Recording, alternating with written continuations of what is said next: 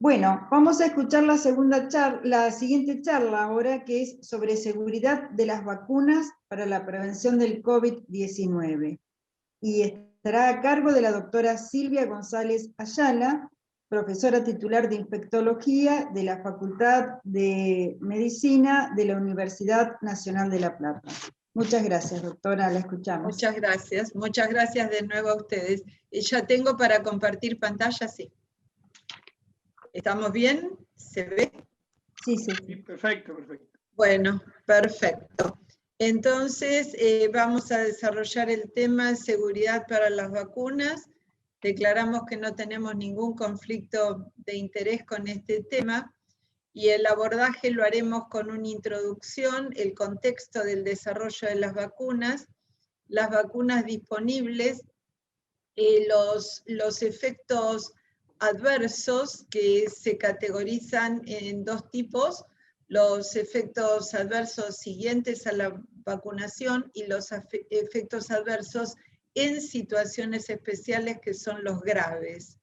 Los desafíos que enfrentamos y un comentario final.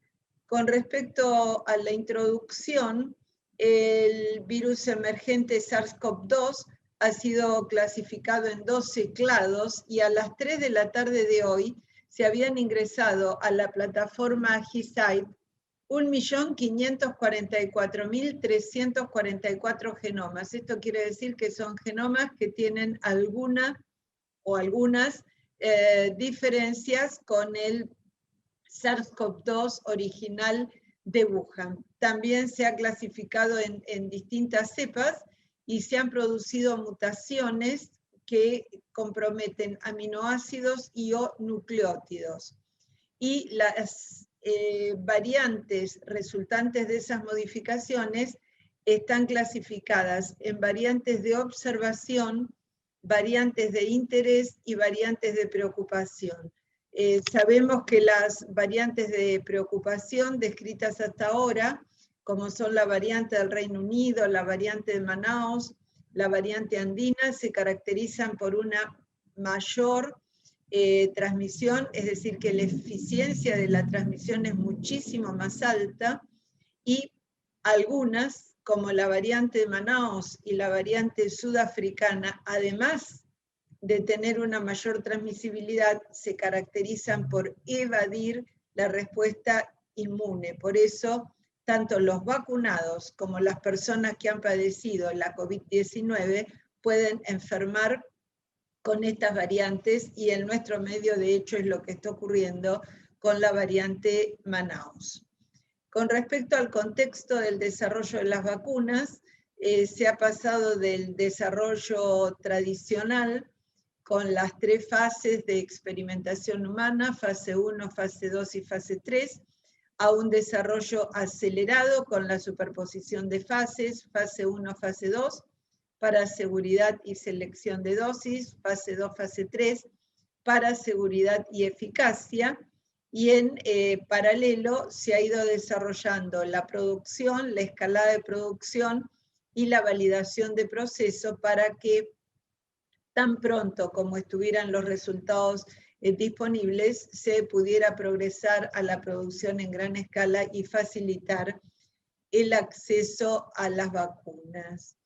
De acuerdo al último informe de la Organización Mundial de la Salud, que es el del día 11 de mayo, la Organización Mundial de la Salud lo actualiza 1 o 2 veces por semana la situación de las vacunas, y tenemos que en fase clínica 3 hay, o sea, en los grandes estudios de eficacia que involucran a más de 15.000 voluntarios, hay actualmente 19 vacunas, y las vacunas que tienen licencia de uso en fase 4 son 4. Una vacuna de vector viral no replicativo, otra de virus inactivado y 2 vacunas con la nueva plataforma de ácido ribonucleico mensajero. Las vacunas tienen que cumplir con las condiciones de eficacia, seguridad, La inmunidad, de acuerdo al establecido por la Organización Mundial de la Salud, tiene que durar entre 6 y 12 meses como mínimo. El costo tiene que ser un costo accesible. Y después lo otro que hay que considerar son las estrategias de comunicación respecto a las vacunas, la capacitación de todos los miembros del equipo de salud, lo relacionado con la logística, la distribución, el almacenamiento, la cadena de frío, que según el tipo de vacuna son diferentes las temperaturas, y vamos desde la heladera familiar con +2, +8 grados centígrados al ultracongelador de -70 grados centígrados. También hay que tener en cuenta el número de dosis, las jeringas y agujas, la vigilancia de los efectos adversos y el otro parámetro que tenemos establecido hasta ahora, que es la no intercambiabilidad entre las vacunas, aunque hay estudios en desarrollo de fase 3 de intercambiabilidad, como es con la vacuna del Instituto Gamaleya y la de la Universidad de Oxford AstraZeneca, y ese estudio de fase 3 empezó en enero de este año. Con respecto a los datos del número de vacunados por 100 personas, al 11 de mayo, lo tenemos en este gráfico. Israel es el país que más ha vacunado a su población y ha vuelto a una vida como era en la prepandemia. Le siguen Emiratos Árabes Unidos, Chile y el Reino Unido. Nosotros estamos acá en este gráfico con 20 personas de cada 100 vacunadas. Y el máximo hasta ahora es Israel, con 121 personas por cada 100 vacunadas. Esto está relacionado con el número de dosis.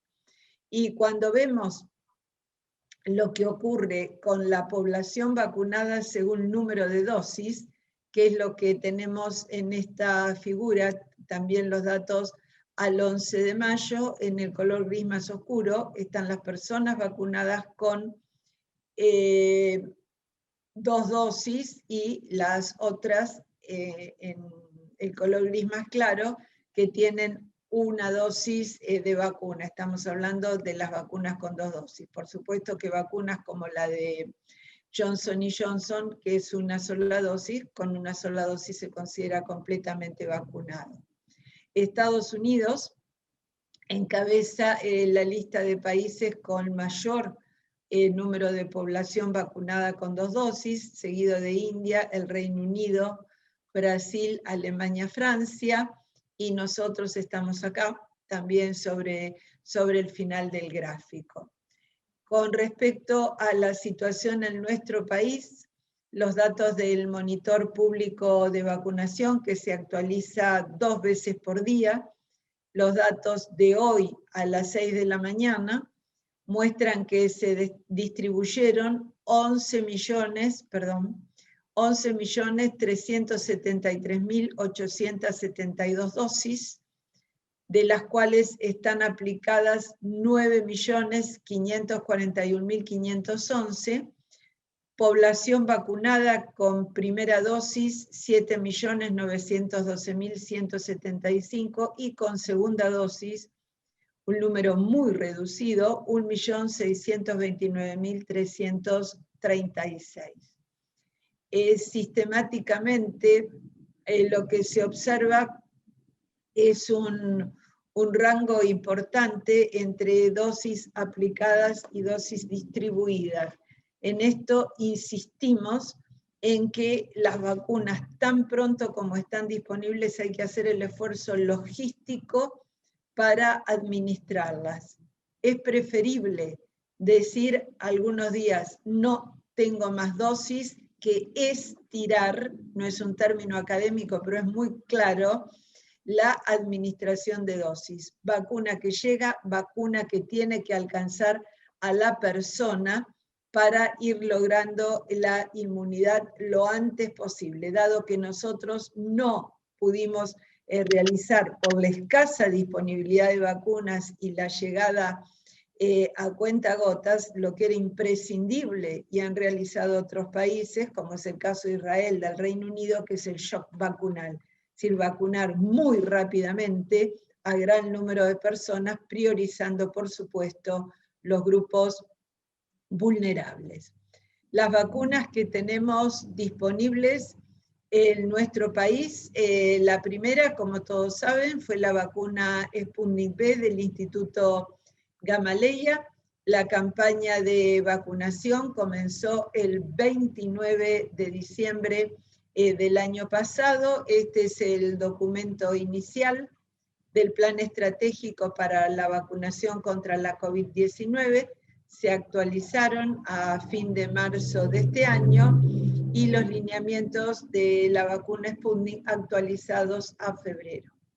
Los grupos prioritarios para la vacunación son el personal de salud, y en el personal de salud estratificando por riesgo de exposición en la actividad, los adultos de 70 años y más, todas las personas residentes en las instituciones geriátricas, los adultos de 60 a 69 años, el personal estratégico, Fuerzas Armadas, de Seguridad y Servicio Penitenciario, los adultos de 18 a 59 años de los grupos en riesgo, es decir, que tienen alguna comorbilidad, personal docente y no docente de los niveles inicial, primario y secundario, y las otras poblaciones estratégicas que se van definiendo. De las vacunas, la vacuna del Instituto Gamaleya es una vacuna con plataforma de adenovirus y utiliza un adenovirus humano 26 para la primera dosis y un adenovirus 5 para la segunda dosis. Los resultados de fase 3 fueron publicados en Lancet en un estudio de 40.000 voluntarios entre 18 y más de 60 años, y que el estudio se inició el 7 de septiembre y el análisis interino que está publicado es a fin de diciembre del año 2020.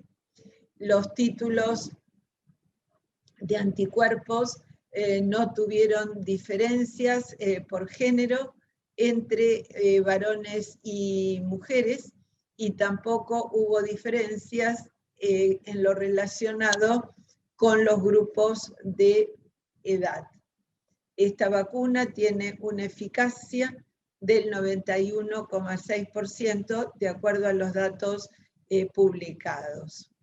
En nuestro país y en la provincia de Buenos Aires, el Ministerio de Salud de la provincia de Buenos Aires, con el Departamento de Inmunología de la Facultad de Ciencias Exactas de la Universidad Nacional de La Plata y el Instituto Leluar del CONICET, están desarrollando un estudio en voluntarios que se vacunan en 8 hospitales de la provincia de Buenos Aires, y en el informe preliminar a fin de marzo encontraron que los voluntarios del estudio fueron divididos en 2 grupos. Un primer grupo con 227 personas que no tenían el antecedente de haber padecido la COVID, y un grupo 2 de 61 personas que tenían el antecedente de haber padecido la COVID. La respuesta de anticuerpos medidas después de la segunda dosis mostró en los menores de 60 años una respuesta del 96% y en los mayores de 60 del 89%. Y lo otro, que es un dato interesante y que trascendió, es que las personas que habían padecido la COVID respondieron de manera muy importante post primera dosis y el título quedó estabilizado post segunda dosis. Por eso es información que se filtró que las personas que habían padecido la COVID, muy probablemente con una sola dosis de la vacuna, tendrían la protección suficiente. La media geométrica de anticuerpos post primera dosis fue 244 y post segunda dosis 2150, lo que dio una diferencia estadísticamente significativa. Acá estamos mostrando el gráfico de la respuesta de anticuerpos anti-espiga, pero también se realizó la determinación de anticuerpos anti-RBD, es decir, el sitio de unión al receptor.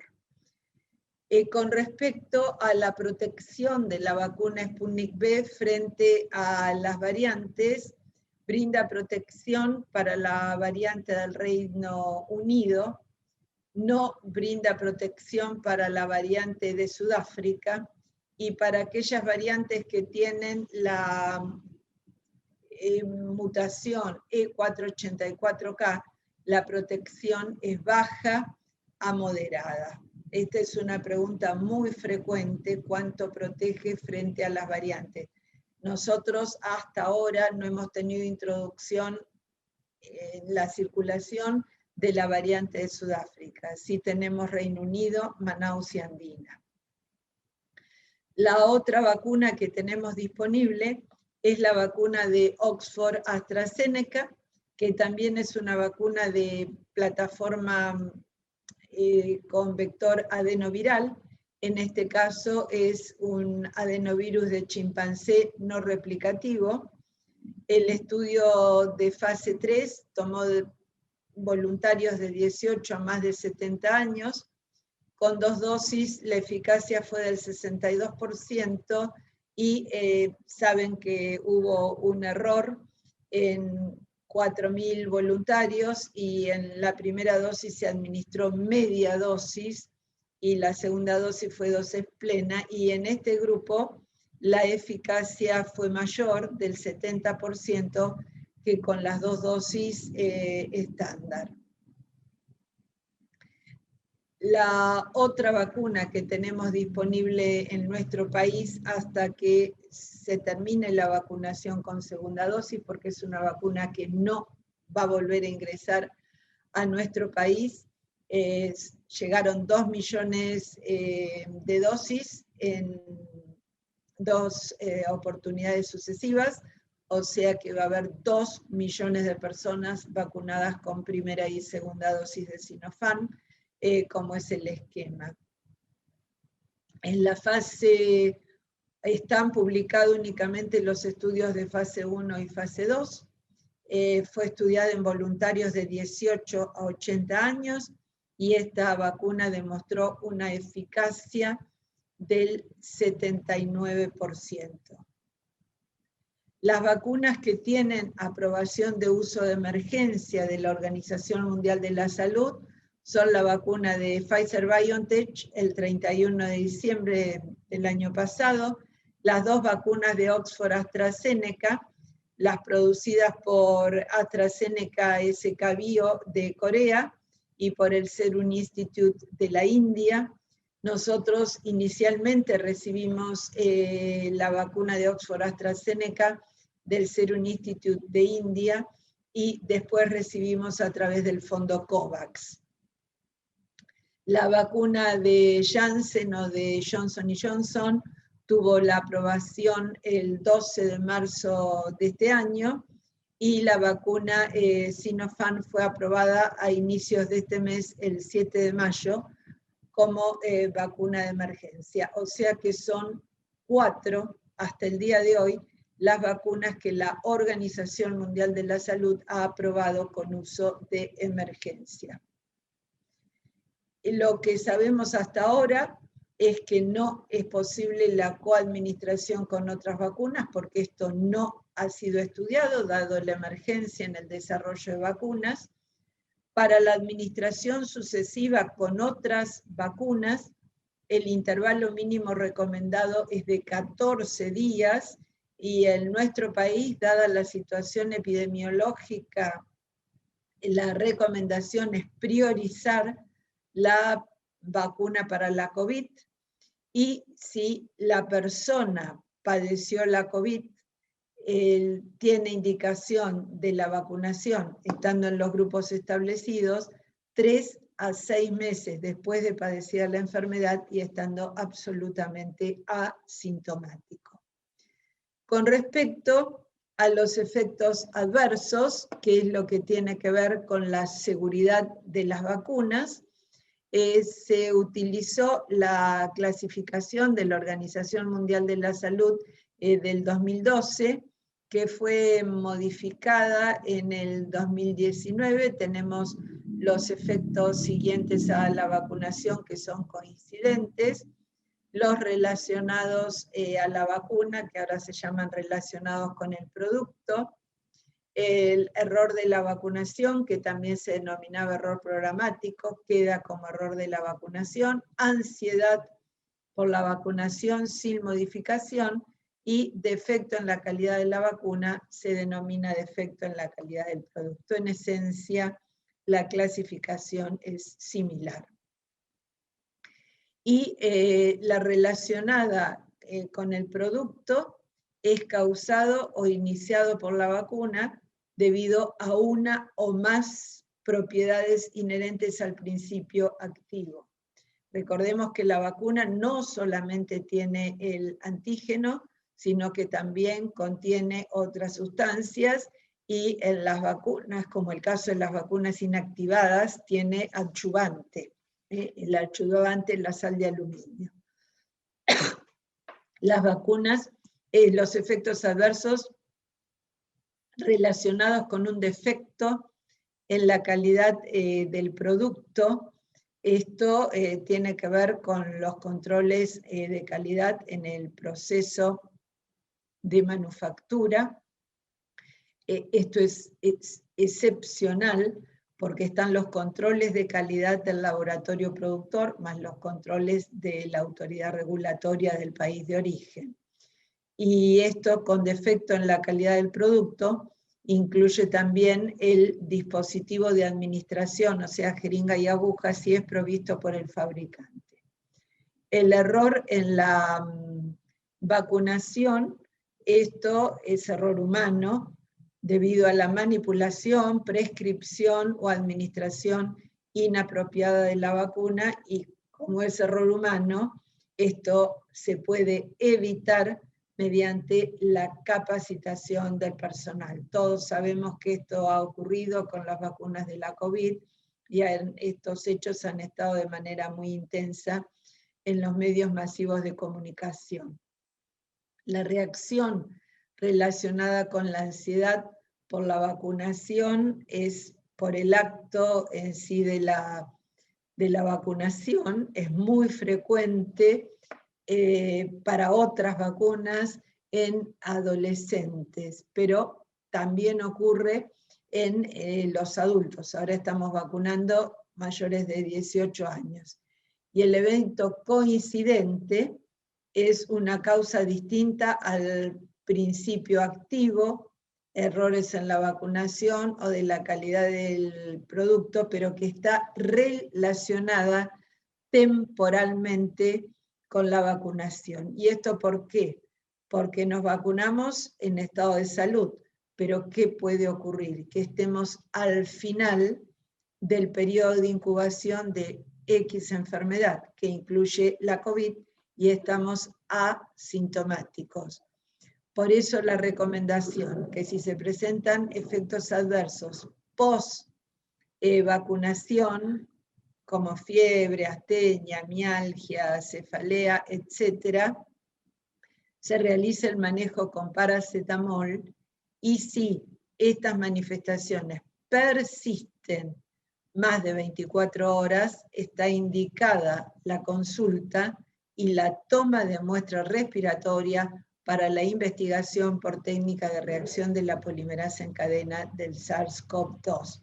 Ha ocurrido en numerosas oportunidades. la vacunación coincidente con el fin del periodo de incubación de la COVID. Y los efectos adversos graves, la Organización Mundial de la Salud los denomina efectos adversos en situaciones especiales. Un fantasma que tenemos es la enfermedad aumentada por la vacuna. Esto ustedes saben que ha ocurrido, por ejemplo, con la vacuna tetravalente de dengue. Esto es para vigilar, por eso son graves en situaciones especiales.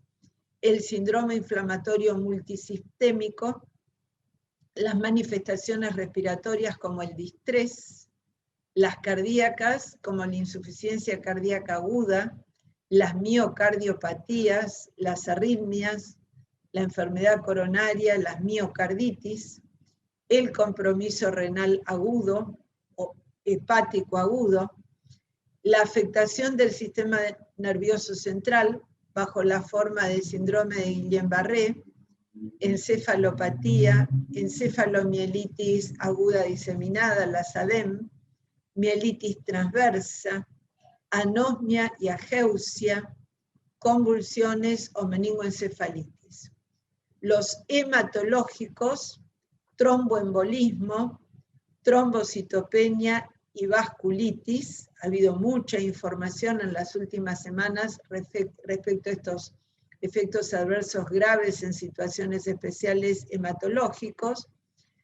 Las alteraciones osteomusculares, artritis séptica aguda, las manifestaciones a nivel de piel, el eritema multiforme, el eritema pérneo y la anafilaxia. Para realizar la vigilancia del efecto adverso siguiendo a la vacunación, se debe realizar la detección y atención integral de la persona. La detección en general es responsabilidad exclusiva del médico. Y esto es algo en lo cual nos vamos a detener porque es el médico el que tiene que preguntar respecto a los antecedentes vacunales, vale para estas vacunas y para todas las vacunas, y evaluar la manifestación por mínima que sea. Debe notificar al sistema de salud, debe informar. En el caso de las vacunas para la COVID, todos los profesionales médicos tienen acceso al Sistema Informático Integrado de Salud en Argentina, al SISA, y es allí donde se registran las manifestaciones clínicas. Recibida la notificación, corresponde iniciar la investigación. En cada provincia hay un equipo para el estudio de los efectos adversos asociados a la vacunación y son los que están vigilando el ingreso de la información a través del SISA si es que no reciben una comunicación directa del profesional interviniente o de la autoridad de salud municipal. Se realiza el análisis de la información, está protocolizado el estudio de los efectos adversos en situaciones especiales, que son los graves y los de mayor interés. Se realiza la evaluación de la causalidad y la clasificación. Todos los efectos adversos graves son evaluados por la Comisión Nacional de Seguridad en Vacunas, la CONASEVA, que es la que elabora los informes de seguridad en vacunas. Y se realiza la retroalimentación, se recomiendan medidas correctivas y preparación de la respuesta. O sea que hay una devolución a la persona que inicia, al profesional médico que inicia todo este proceso que es muy complejo al detectar el efecto adverso. Los efectos adversos se vigilan mediante lo que se llama la vigilancia pasiva, que es realizada, como decíamos, por el profesional actuante en el CISA. Pero para los efectos adversos en situaciones especiales está la vigilancia activa, es lo que ha recomendado la Organización Mundial de la Salud y su oficina regional, la Organización Panamericana de la Salud. En nuestro país se han seleccionado 8 hospitales centinelas de las distintas regiones, y para esto, ¿cómo se trabaja? El efecto adverso grave requiere internación, pero es necesario conocer la ocurrencia basal del evento.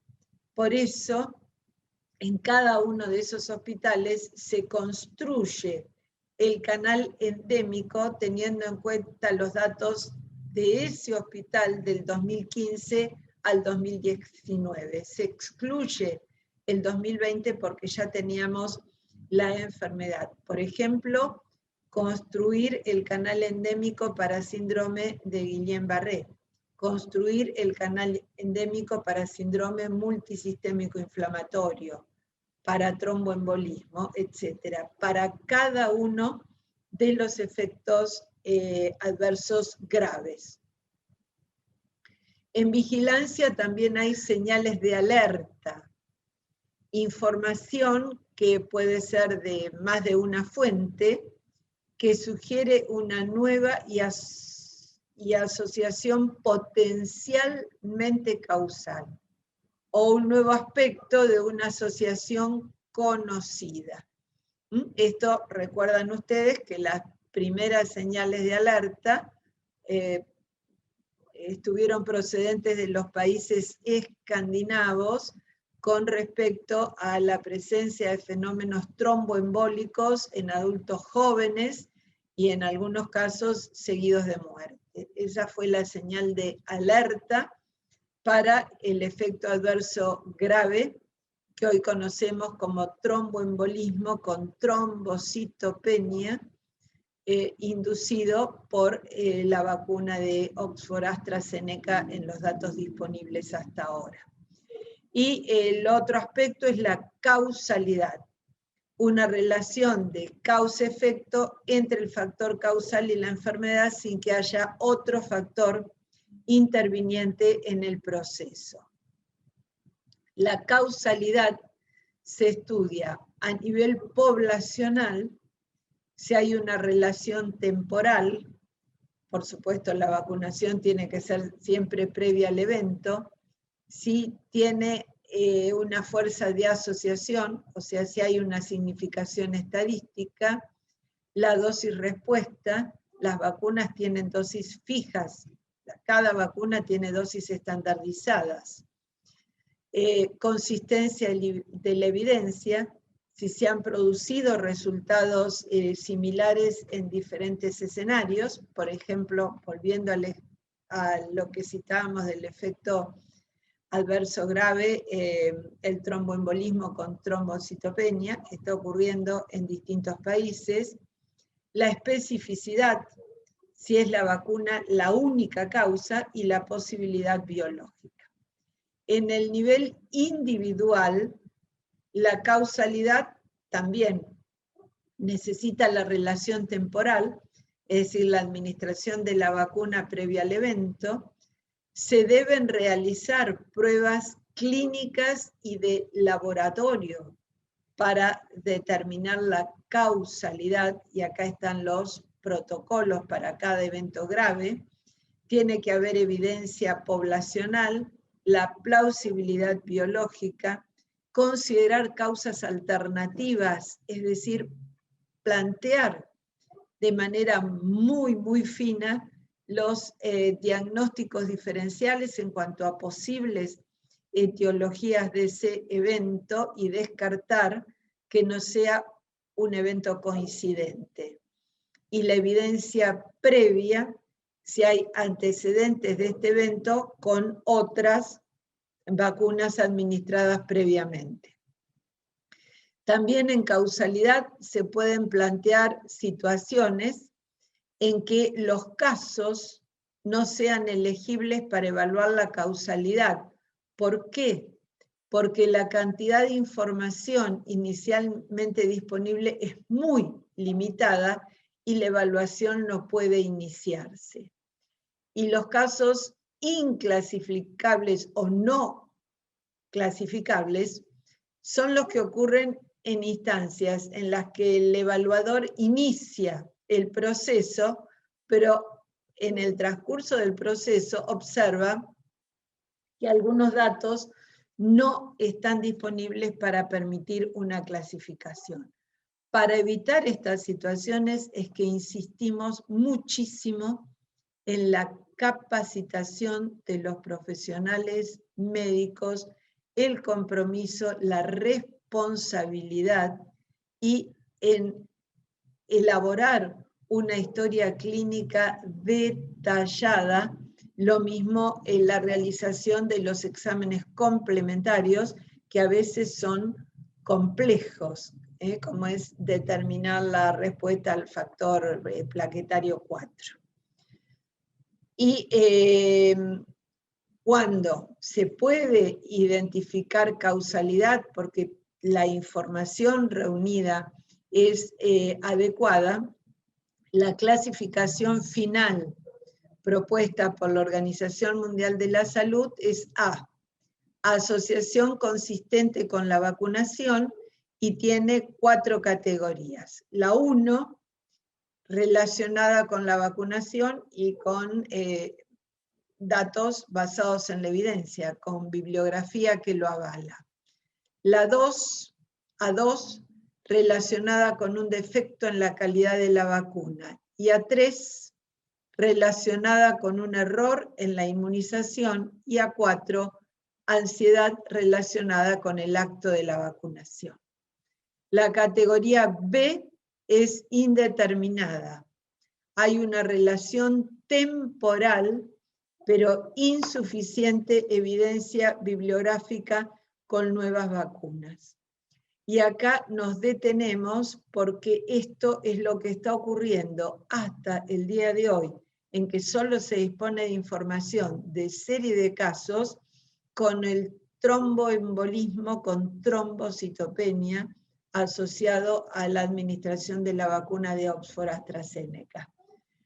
Cuando estos casos que queden clasificados como B1 haya más información disponible, van a variar, ¿no es cierto?, la clasificación, se incluirán en el grupo A1.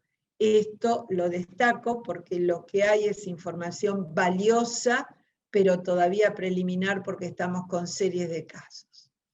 Y la categoría B2, los resultados de la investigación son conflictivos para confirmar o descartar la causalidad. Y la categoría C es inconsistente con la vacunación. Coincide, pero hay una causa de ese efecto adverso que tiene otras alternativas además de la vacunación. Y la causalidad con información no adecuada disponible es inclasificable y se debe detallar la información faltante. Puede ocurrir que sea posible recuperarla o no, según el tiempo transcurrido y la dedicación, de nuevo, del profesional actuante. En nuestro país, la Comisión Nacional de Seguridad en Vacuna estudia los casos graves de los efectos asociados a la vacunación. Se producen informes regularmente. El último es el 10º informe de vigilancia de la seguridad en vacunas, que el cierre fue el 16 de marzo a las 6 de la tarde. Estamos atrasados con estos informes, ya debería estar disponible el 11. y a esa fecha, o sea, del 29 de diciembre, que se inició la campaña de vacunación, a la tardecita del 16 de marzo 2021, se habían notificado 26.721 SAVI posteriores a la vacunación y se habían aplicado 2.541.362 dosis, de las cuales la mayoría eran de Sputnik, con alrededor de 1,5 millones, seguidos por 500.000 para las vacunas de la Universidad de Oxford AstraZeneca y Sinopharm. Un inmenso adelanto ha sido que todos los datos del vacunado y de la vacuna están cargados en el sistema informático, en el SISA. Y esto debe ser una lección aprendida para avanzar en el registro de cada vacuna que recibe la persona. Eso únicamente lo tiene la provincia de Santa Fe para todas las vacunas. Las 24 jurisdicciones notificaron efectos adversos y de los efectos adversos notificados, el 99% fueron leves y moderados y un 0,7%, que eran 197 eventos, requirieron internación para tratamiento. Los eventos relacionados fueron 23.804, el 96%. La tasa de efectos adversos informados fue de 1.640 por cada 100.000 dosis aplicadas. El más frecuente fue cefalea con mialgias y o artralgias y o astenia, con el 38%.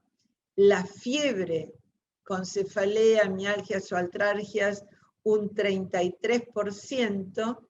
Solo dolor local, a veces con parestesias locales o adenopatías locales, el 9%, y la reacción febril como única manifestación en el 8% de los casos. La alergia leve en el 1% y la anafilaxia en el 0,02%. Y se produjeron 2 casos de trombocitopenia inmune. Manifestaciones gastrointestinales con o sin fiebre en el 6% de los casos.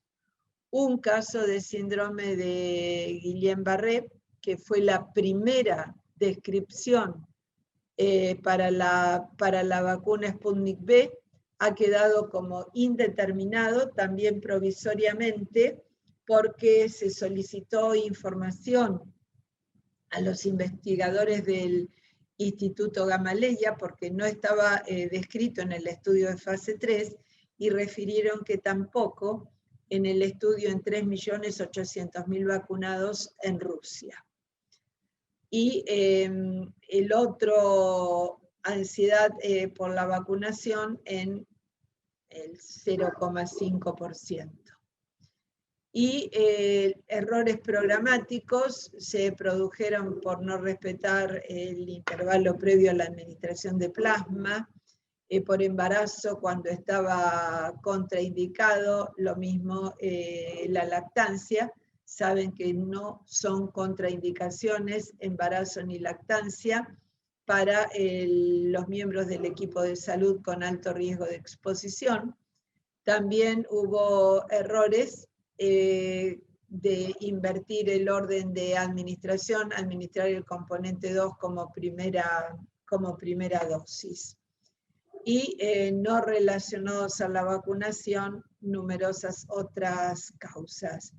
Y también hubo 2 eventos no concluyentes, un caso de pericarditis aguda y un aborto en el primer trimestre. También se hizo la consulta por manifestación cardíaca grave como la pericarditis, y los investigadores del Instituto Gamaleya no tenían registrado como evento adverso en situación especial. Con respecto a los efectos adversos a la administración de la vacuna de Oxford AstraZeneca, sobre 500.000 de dosis aplicadas, recordamos que estábamos al 26 de marzo, los eventos relacionados dieron una tasa de 340 por 100.000 dosis aplicadas, y los más frecuentes fueron la fiebre, con cefalea, mialgias, artralgias, 33%, sin fiebre, cefaleas y mialgias, 44-45% prácticamente, alergia leve moderada en el 10%, y la fiebre como único signo 4%, y las manifestaciones locales en un 2%. Ansiedad por la vacunación en un 0,4%, error programático 0,1%, y no relacionados con la vacunación, la enfermedad por SARS-CoV-2, esto que decíamos, manifestaciones clínicas compatibles que se mantienen después de las 24 horas post-administración, se debe investigar, y otras causas no relacionadas con la vacuna. Y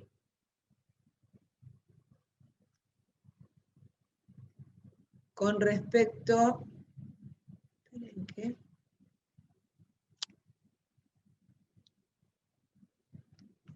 se trabó la proyección, perdón, vamos a volver a compartir.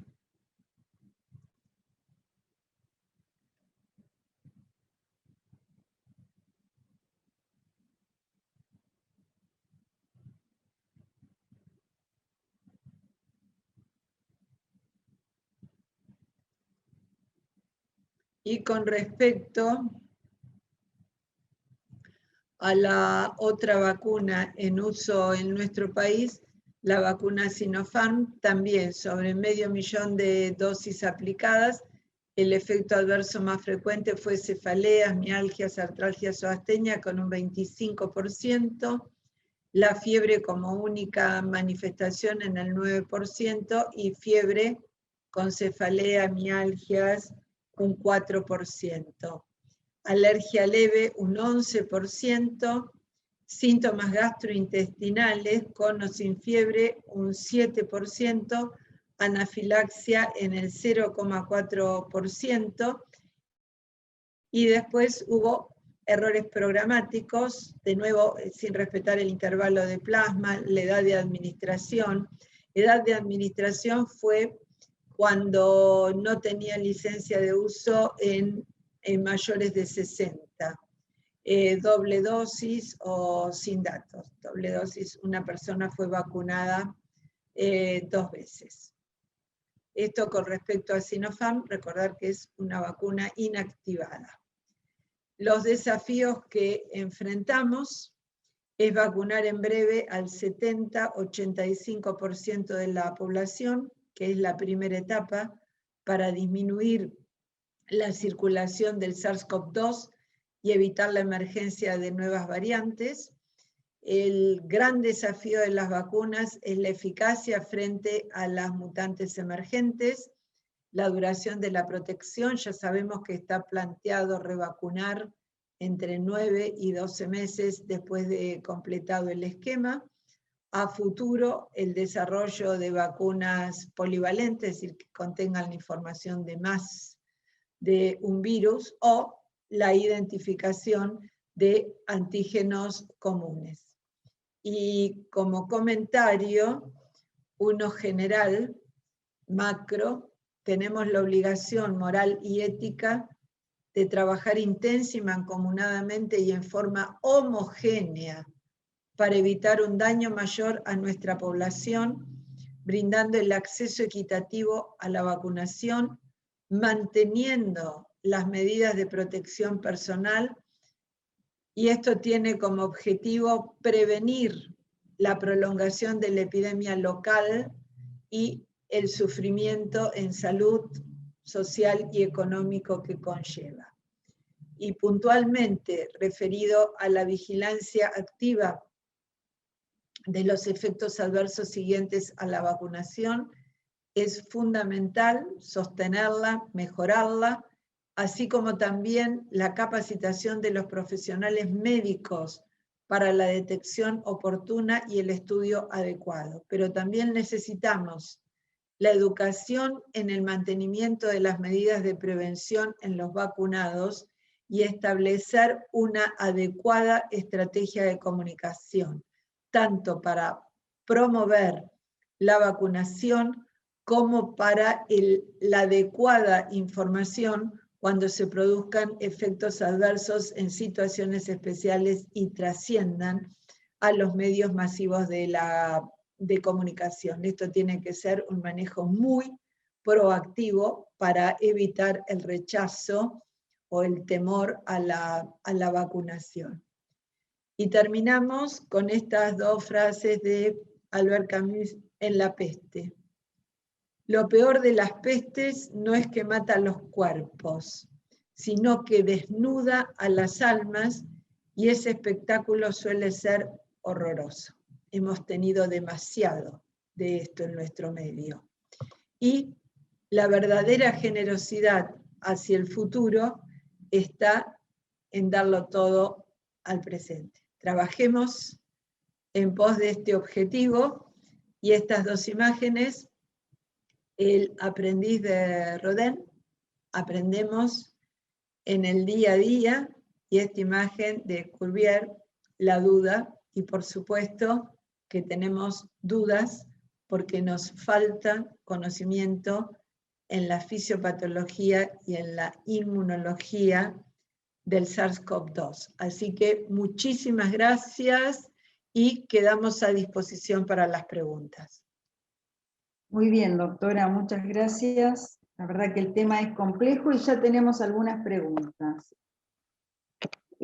Una de ellas dice, ¿qué es lo que pasa cuando, por ejemplo, se dio una dosis de Sputnik y pasa más tiempo de lo adecuado para la segunda dosis? Bueno, el intervalo entre primera y segunda dosis de Sputnik son 21 días. Todos sabemos que en la situación de emergencia extraordinaria, la Autoridad Sanitaria Nacional dispuso prolongar el intervalo para lograr mayor cantidad de personas vacunadas con primera dosis. No hay informes publicados de qué es lo que pasa cuando se difiere esta dosis en el caso del Sputnik. El director del Instituto Gamaleya, en una conferencia de prensa a mediados de febrero, dijo que se podía diferir 60 días. Y en una conferencia de prensa en abril dijo que se podía diferir 90 días. Ahí estamos. Pero no sabemos si mantiene esa eficacia comunicada del 91,6%. Por eso son tan importantes estos estudios que se están haciendo a nivel local.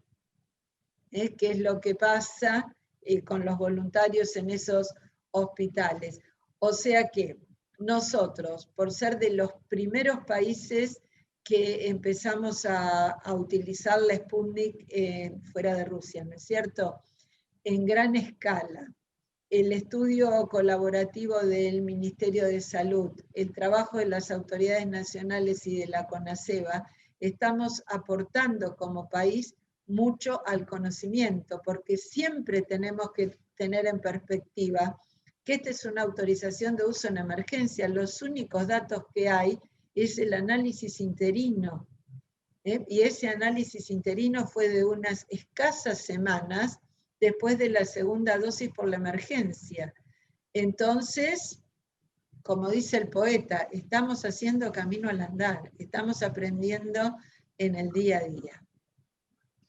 Gracias. Otra pregunta dice si está de acuerdo con el artículo del doctor José Villar y colaboradores sobre la vacunación en las embarazadas para evitar la comortalidad materna, preeclampsia y parto pretérmino? Bueno, esta vacuna, ninguna vacuna, está estudiada en embarazadas.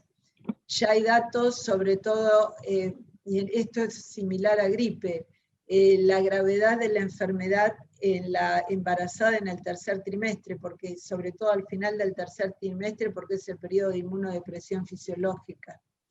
Lo que está aceptado es la vacunación de las gestantes del equipo de salud con alto riesgo de exposición por su tarea, ¿no es cierto? De ahí a llevar la vacunación a las gestantes en la población general, eso tiene que ser objeto de un estudio y con consentimiento informado, porque se está actuando sobre lo más sagrado que tenemos en la medicina, que es el binomio madre-hijo. Entonces, vacunas que ninguna, saben que ninguna terminó el estudio de fase 3, porque se hicieron estos análisis interinos 4, 6, 8, 12 semanas después de administrada la segunda dosis. Como se demostró la eficacia, ustedes también saben que por razones humanitarias, las personas que habían recibido placebo de la vacuna de Pfizer-BioNTech, las personas que, estoy hablando de las que se estudiaron en nuestro país, las vacunas que recibieron placebo de la vacuna de Johnson & Johnson fueron citadas para ser vacunadas.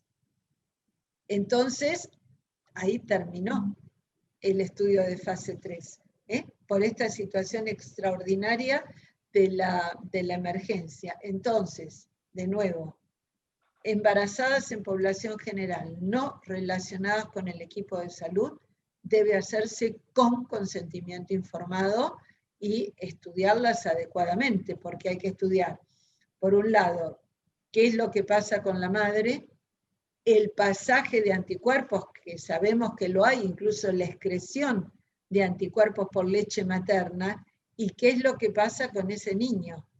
Porque el problema que tenemos con los chicos, y esto es sobre todo a partir de la emergencia de la variante del Reino Unido, es que se están enfermando más los chicos.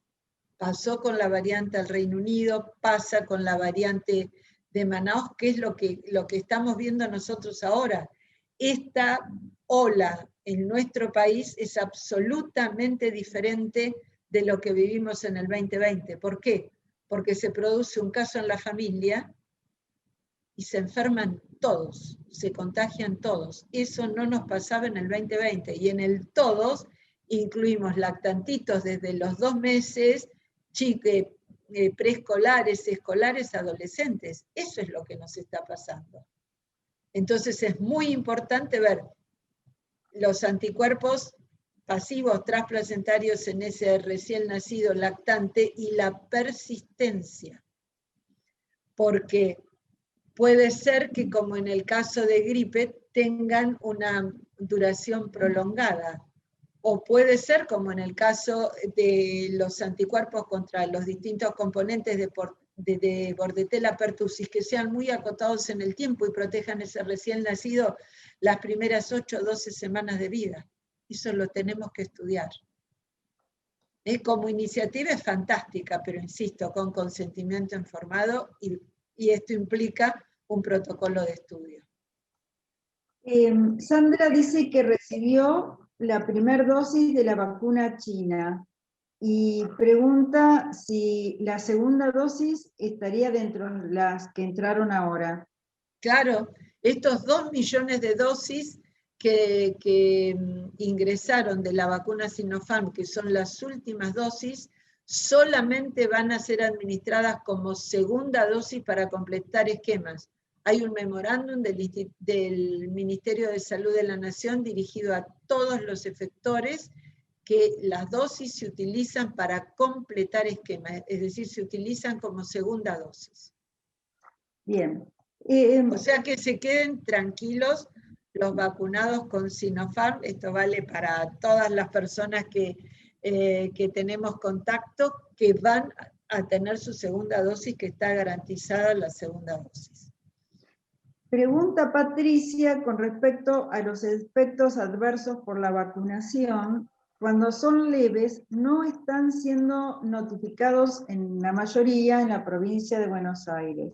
Bueno, ese es un grave error. Sabemos, y sabemos puntualmente de algunos hospitales también que no lo hacen. Es un error. Necesitamos saber lo que pasa en nuestra población porque étnicamente e inmunogenéticamente somos diferentes de la población rusa donde fue estudiada la vacuna. Entonces eso es un error. Hay mucha información respecto a eso, que en el caso de provincia de Buenos Aires no se están notificando los efectos adversos o no en el número en que toman conocimiento. Pregunta dónde debería notificarlo la doctora. En el CISA. Bien. En el CISA, y si no, hay una dirección de correo electrónico que es savi, todo con minúscula, @disei.gov.ar. DISEI son las siglas de Dirección de Control de Enfermedades Inmunoprevenibles. Bueno, yo si quieren después se lo paso escrito, pero es savi@disei.gov.ar y lo notifican, pero cuando notifican tienen que cargar o adjuntar la foto del carnet de vacunación, porque se necesita, además de los datos personales, el número de documento, porque es con lo que se ingresa al CISA, el número de ciudadano, el número de lote, la vacuna, la fecha de vacunación, y después la descripción del evento adverso. Sin esos datos no se puede registrar. La última pregunta en el chat y después cerramos con una mía. Dice, ¿qué opina sobre realizar los test de anticuerpos post vacunación para saber si se ha levantado el título de los mismos? Bueno, eso se está haciendo muchísimo, porque es la curiosidad, sobre todo entre los miembros del equipo de salud. Tienen que saber que dependiendo de la vacuna que recibió, es el análisis que se tiene que hacer. Porque hay pruebas que miden anticuerpos anti-espiga. Las vacunas con plataforma de adenovirus, la información, el antígeno, son componentes de la espiga. Entonces, ahí son anticuerpos anti-espiga. Las personas que han recibido la vacuna inactivada, que es todo el virus muerto, pueden realizarse la determinación de anticuerpos anti-espiga, anti-N, o utilizar o solicitar que sea con la determinación, la desarrollada en nuestro país por Andrea Gamarnik, el IgG Covidar. Entonces, porque a veces no se hace la prueba adecuada y entonces hay una crisis de angustia, pues dice, no tengo anticuerpos. Entonces, a ver qué es lo que se midió. Tiene que ser anti-espiga, en los de plataforma de no viral, anti-espiga, y o anti-RBD, que es contra el sitio de unión. Pero hay, no sé, yo en los WhatsApp la cantidad de fotos de resultados de análisis que tengo, que los colegas mandan a ver qué te parece, los valores, y hay de todo. Y también depende de la marca que se utiliza, porque hay una prueba como es la de Laboratorios Roche, que el positivo va de 1 a 50. Entonces el que tiene 5 dice, ay, qué poquito que tengo, pero el máximo es 50. Distinto de la determinación de Abbott, que va de 50 a miles. Entonces no se pueden comparar, por eso hay que ser muy, muy cuidadoso en la interpretación. Bueno, doctora, la última pregunta, que hay una multitud de ansiosos por que responda. ¿Cuándo se termina la pandemia?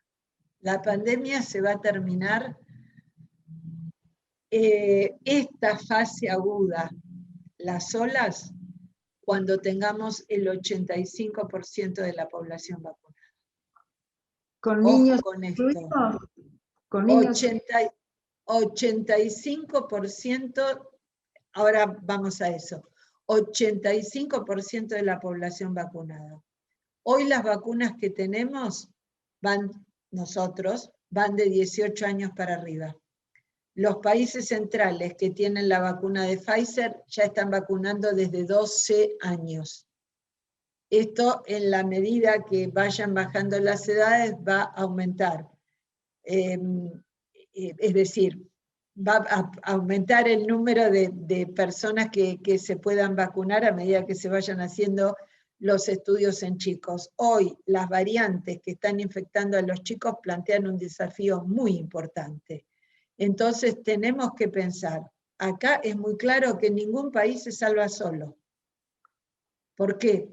Porque puede tener, como es el caso de Israel, que volvió a la normalidad, como están intentando países de Europa, ahora que viene el verano, de tener una situación de manejo parecido a la prepandemia, pero está el riesgo de introducción de variantes nuevas, y variantes para las cuales esa población vacunada va a estar menos protegida o directamente no protegida. Entonces entramos en un círculo. Se acaba de describir, y que ya está en 7 países de Europa, es información de hoy, una variante nueva que ha emergido en la República Centroafricana. La estudian a punto de partida de un caso en Lituania, y cuando disparan el alerta en la Unión Europea se encuentra que ya está en 7 países. Ojo con esto, porque la pandemia la hacemos nosotros con nuestra circulación y no cumpliendo las medidas de prevención. Por eso, personal, por eso el que tuvo la COVID y el que está vacunado, en la situación actual en nuestro país, mantiene todas las medidas de prevención. Cuando logremos, que debiera ser homogéneo a nivel global, que sabemos que esto no es accesible, ¿no es cierto? Tener vacunado entre el 70 y el 85% de la población, ¿qué vamos a lograr? Lo que es la primera etapa en el control de la pandemia. Disminuir la circulación viral, evitar la emergencia de nuevas variantes, y si disminuimos la circulación viral, disminuimos el número de casos. Es que es la fase aguda de la pandemia, y después nos tenemos que hacer a la idea que este virus va a persistir, pero lo que hay que controlar es esta fase aguda de la pandemia, y tenemos la herramienta es la vacuna. No va a quedar librado a la historia natural como fue la pandemia de influenza de 1918 a 1920, que lo único que tenían eran las medidas de protección personal como usamos ahora. Y no tenían los barbijos N95 que tenemos ahora, era el barbijo común. O sea que pensemos, nosotros, Argentina, como vamos, tenemos para este año. Tenemos para este año. Ojalá que me equivoque, ojalá que empiecen a llegar vacunas, podamos tener la logística y hacer ese shock de vacunación en las poblaciones que nos faltan, ¿no? Es decir, vacunar de 18 para arriba, todo. Eso es lo que tendríamos que hacer. Muy bien. Bueno, le agradecemos mucho, aprendemos siempre cuando la escuchamos, doctora, aunque no somos ya sus alumnos. Muchas gracias. Gracias y hasta pronto.